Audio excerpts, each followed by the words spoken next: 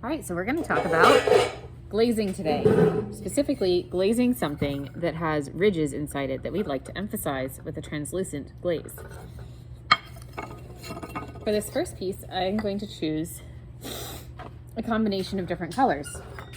I'm going to choose this gallon of amber glaze. This is a low fire, somewhat translucent, meaning see-through glaze. And I'm going to do something to emphasize the veins on this leaf and then do a different color on the rest of it. So I'm going to start off by getting myself a small dish. We're going to check it and make sure that it is actually really clean. If there is any clay residue like this one has, you need to remove that and wipe it off before you use it. Otherwise, it's going to corrupt the glaze supply for the class. If I'm using a gallon glaze, I'm going to use a little cuppy, and I'll show you in a moment what to do. So you only need a little bit. That's even more than I need. Glaze is very expensive, so we'll make sure that we return what's left over of this glaze to the container when we're done. So I'm gonna go ahead and make sure it's nice and mixed up. And I'm going to just paint on a layer, just a single thick layer.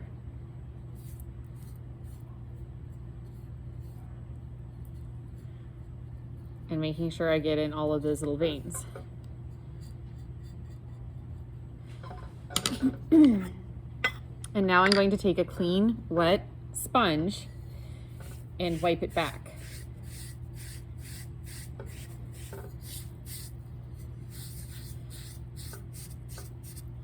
And you can see that it's already starting to wipe back pretty well. I might need to wash my sponge or use a couple of sponges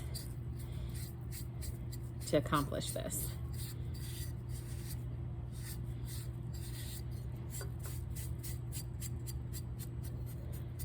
All right, and for this one, now I've really got it pretty good. I'm using a similar color. If I weren't, I'd want to go around and really be very, very, very sure that I got all of it. But you see that that's already going to emphasize it really nicely. For my second color on this one, the amber is kind of like a dark honey brown. I could choose to use a similar color like the dark yellow, although I think I'll go for impact and I'll choose to use the translucent clear so that you guys get a better view on the effect. So I'm gonna once again use a gallon glaze. Only need a little bit. And again, whatever I don't use, I'm gonna put back into that container.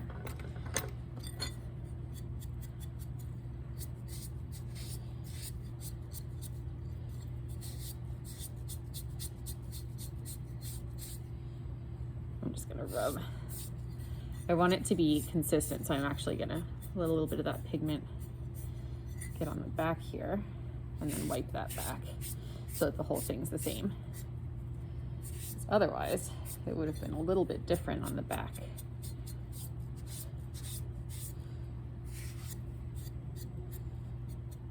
Okay.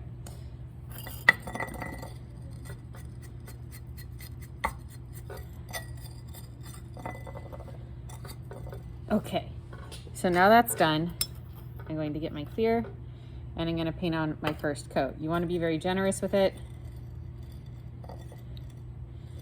It will hide the surface details, so you won't be able to see them anymore.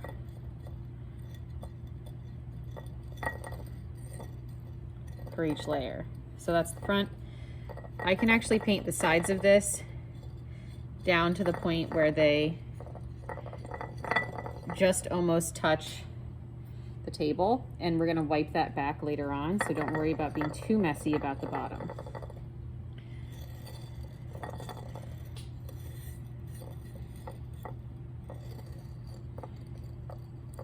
Okay, and that's just my first layer. I have to wait for it to dry fully before I do a second layer. Otherwise, it's just going to actually move around that first layer that I've put on. It won't seem like that until after it's been fired, but you really do want to make sure that it dries thoroughly. I'm going to paint this one all one color using this turquoise green low fire glaze. There's nothing special. I don't need to do a white back. I will just simply use the actual pint container and a clean paintbrush, get some on my brush, and apply 3 coats with it drying fully in between each coat. I do want to make sure that I'm applying my coats very evenly and applying my strokes in the same direction, because sometimes where the glaze is slightly thicker or thinner, it will end up showing some brush strokes after firing. So we want to make sure that we don't have really inconsistent layers. So that's going to be my first coat. I'm going to wait for that to dry and do my other coats, and I think I'll do the back a little bit later because it's a little difficult to get to. And for this one, I'm going to do the dish all over in dark yellow. The glaze inside, though, looks like it's red, and that's because it contains an ingredient that's the same thing that's in rust, which is red iron oxide. So I'm going to make sure that this is nice and clean, get glaze on my brush, and paint 3 coats. Again, really important that you do it even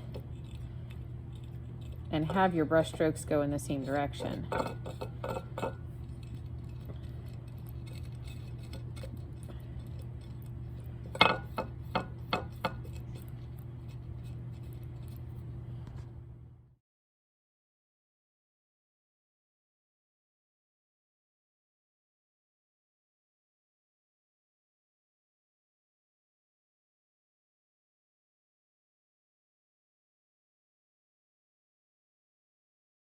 To wash my paintbrushes that have glaze on them, I need to be really, really thorough and make sure that I spread apart the fibers on the tip.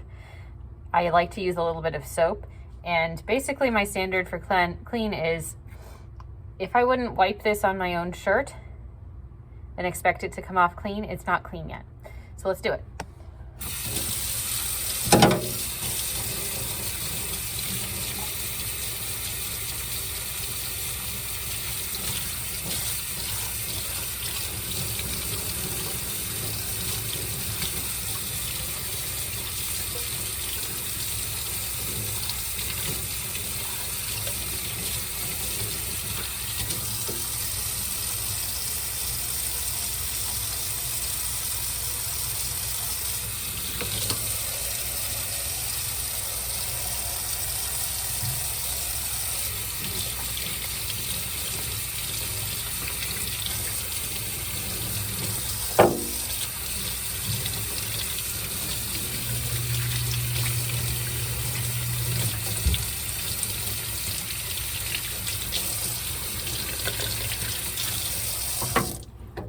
When I'm done, I squeeze the water out of the tip.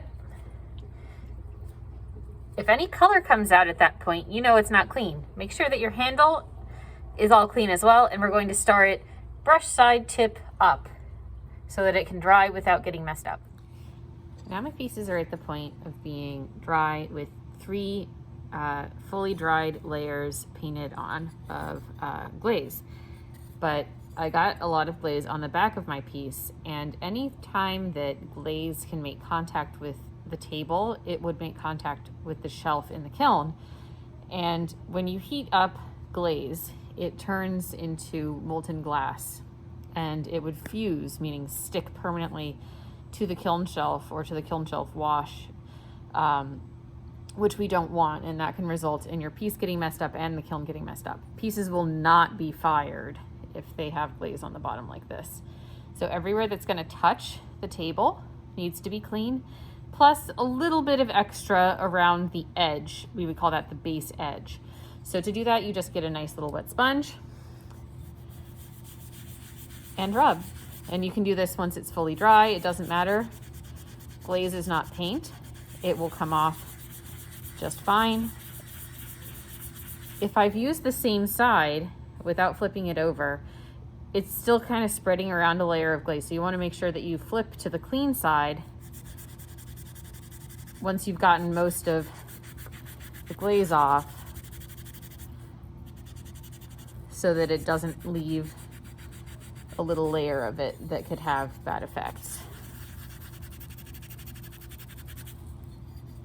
You may need to rinse out your sponge a couple of times, or you can just get two.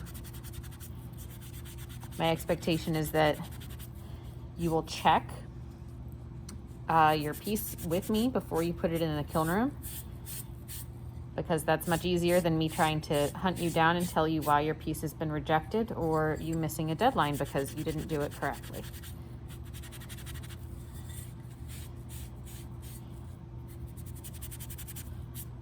It's okay if in your signature a little bit of glaze sticks in there. That's fine. That's not going to end up being a big deal. So now you can see the actual bottom of this piece is clean of glaze, as well as just a little hair up the side. So that piece is ready to go in the kiln room to be glaze fired. When I put it in there, I do not need to put a date slip with it because I have already fired it. So I don't need to know how long it was drying in order to be able to glaze fire it. And I can tell that this is for glaze firing. It makes a different sound after it's been fired once. I know that that's already been bisque fired. So you just put it in there like that. Some pieces will have a lot of staining, especially the glazes that have red iron oxide. So when I go to clean this, it's gonna leave some staining usually. There's a pretty big difference between a stain, which is like over here, and there actually still being some glass. You wanna keep wiping until you get the bulk of the actual glass part removed, because that would stick to the kiln. So make sure you wash out your sponges when you're done, as a courtesy to the studio and to your peers.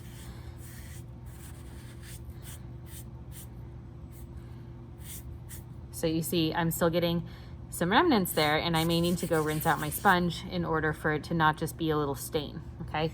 And again, I'm gonna be checking, you know, think about what's gonna make contact with the table, look around all sides, not just one side.